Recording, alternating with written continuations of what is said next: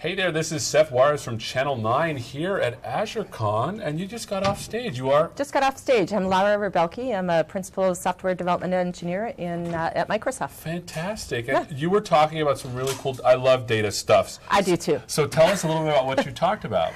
So I was talking about Azure Data Warehouse. This is a new service available that just went generally available for public preview. Not generally available, I'm sorry. Public preview. There you go. Full public preview, which means everyone can go out there and start building data warehouses, deploying data warehouses for scalable data warehouse workloads, That's reporting awesome. and analytics. So there is tons of there's data lake, there's HD Insight, there's the data thing, there's the data. So can you help us sort of frame what all these things are and where data warehouse fits in? Certainly. So if you think about your different kind of data workloads, you've got a data warehouse. A data warehouse can be a top-down approach or a bottom-up approach. These are things that people think about. And from a top-down approach, this is where you can load your data, and it's already been shaped and optimized for reporting workloads, for analytic workloads, for certain kind of query patterns. So you bring that data into a scalable data warehouse engine. That means that it's relationally bound. It's in a format that you're familiar with. You can use SQL syntax against that warehouse to do reporting, build out analytic workloads, and understand your data. So that's what we call a top-down approach. Now, when we go the other direction, bottom-up, this is where you might have very raw data, the data that's streaming in from multiple different kinds of systems. IoT, CSVs, JSONs, and you may want to just store that into an engine where you could analyze that data across multiple different types of format, and things like data lake are really great for that, so that you can bring that data in, you can process it, you can use things like HD Insight to do batch processing and prepare the data. Oftentimes what you find is people will do a preparation of the data using HD Insight with data lake and maybe land that data into an optimized engine like data warehouse for reporting. So you've got a really nice quick experience of analyzing that data for users. So from the developer perspective, you have all of this data that you're working with. Right. You want to get it in a data warehouse after you've done all the process to get good reporting out of it? Is that the main? You want to be able to understand your business. Yeah. And to understand your business, you need data. And you're going to get data from a lot of different sources, and you put them into a place where you can analyze that data quickly and have a nice response time for queries. I see. So let's talk about the volume of data that you can put in the warehouse, and then the types of computations that you can do. And then after that, we'll talk about Power BI, which is yeah, that was fun too. So what kind of volume can you put into a data warehouse? Is it infinite? I mean, well, we talk about this in the context of hundreds of gigabytes up to petabyte scale, which is a lot. It can be a lot of data. Most people are in that terabyte to tens of terabytes to hundreds of terabyte range. But this is a warehouse, a service that can scale to support petabyte-sized workloads. Wow. And the beautiful thing is what we've done is we've designed this where your storage and your compute are separate. And what that means is that if you have patterned workloads, like let's say you've got end-of-month reporting, and all you do is you have a lot of activity at the end of the month, but the rest of the month, nobody's really using the data warehouse. You can reduce the compute power, pay less for that data warehouse earlier in the month, and then scale it up for those times when you've got a lot of people that are accessing the reports and accessing the data, and scale it up during those peak periods. And in fact, you could even turn off compute and pause the compute, and you don't have any impact to your data. The data is still available for future workloads. So you could have all of your data in storage, and then, for example, end of month, you got to run all these reports, and you just scale up, do all the computations, spit out the reports, scale back down. So you're actually saving money. You could be saving money and time. These kinds of engines, these are massively parallel processing engines, and you know we often look at these as appliances in the data center. The time that it takes to get an appliance can be months. If not longer, from the time when you think, well, maybe I need an appliance for my data warehouse. You know, it's starting to exceed the capacity of a single engine system. So maybe it's time to go to an appliance. that can take months and a really big investment in hardware.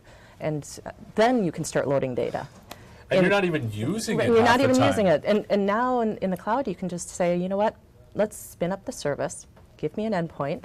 I'm going to tell you some parameters, what I need. I need an endpoint that has this name, and I need this much compute capacity, and just go. And That's awesome. you just start loading data from there, and that time is 3 to 5 minutes. So if 3 you to 5 already minutes. have a lot of data, say in Azure storage, that can easily go over to the data warehouse to do the computations. Right, right. So what typically people will do is use some kind of ingestion process. Okay. You can use, like I said, HT Insight to prepare the data and say we're going to load that data over to Azure Data Warehouse.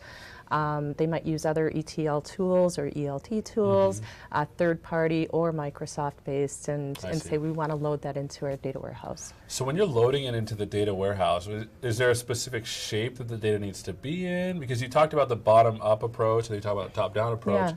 When you're getting it into the data warehouse, what are some things that you need to think about? Well, you do have a predefined schema. Yeah. So you know that as opposed to things like, Hadoop or using other platforms like that, you don't have to know that schema in advance. You apply the schema when you query it. Yeah, you push the data in and you say, I'm going to do schema later. That's what you call schema later.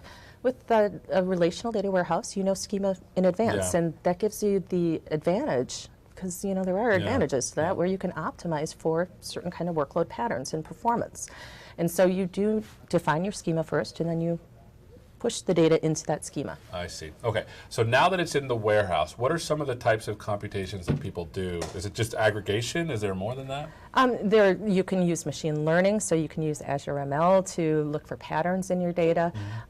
You can use Power BI, as we were just talking about, to look for patterns within the data and visually understand your data. Okay. You can do any kind of reporting or analytic tooling that are Microsoft bound, and we're working with a lot of our third-party vendors that can connect to that data warehouse to process the data. That's as well. awesome. So let's talk about Power BI. I've been with the Power BI folks and looking at how they do visualizations. What is Power BI, and then what is the relationship with Power BI and Data Warehouse? Okay, so Power BI is what we would look at as more of a dashboard reporting analytic tool. It's a tool to create visualizations and understand patterns in our data visually. It's all web-based, so browser-based, I should say. So it's a service. This is software as a service. And anybody in an organization can just go connect and start creating reports. Say, get me my data, and just start building out visualizations. So it's available to anybody through a browser within an organization. That's pretty awesome. Yeah, I mean, that is cool. So what are the benefits of using, because I understand Power BI can be hooked up to anything, but what is the benefits of Power BI in conjunction with Data Warehouse? That's a really good question, because what we have built is what we would call a direct connection between Power BI and Data Warehouse. So what that means is when Power BI is, you start building a visualization, what's happening is you're actually issuing a query. You're creating a query.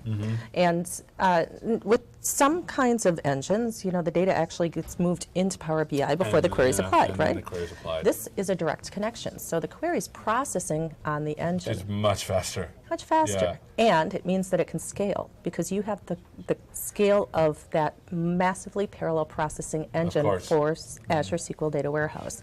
So it can process the query in the engine and only bring back the aggregates necessary for the visualization. That means that it can work with hundreds of gigabytes, hundreds of terabytes or more. That's amazing. It's only going to bring the aggregation. I don't think people realize the amount of calculation that's happening when you're doing, for example, a bar chart. Right. I mean, and then you have like 5 or 6 of those on the screen, and then you want to click on something, and then it changes. And all of that is processing on the engine. Which makes it That's really using snappy. the power of the cloud. That's awesome. And the great thing is that if over time you start using Power BI and your data warehouse has grown, and you realize, even those visuals are starting to render more slowly. You just go back to Power BI and there's a slider, and you say, I'm going to give it more compute power. Of course. And at that point, it should just help your queries compute faster. Because they're doing it in parallel. Right, they're doing it in parallel. That's amazing. And you don't have to move data. You don't have to say, I'm going to back up and restore my data into this new larger cluster. it's all, that's It's the just there. service. It's just there. So you just move the slider, run a script, whatever you need to do, and say, give me more compute power. Done. That's awesome. So where Yeah. can people go to find out more about Data Warehouse Power BI?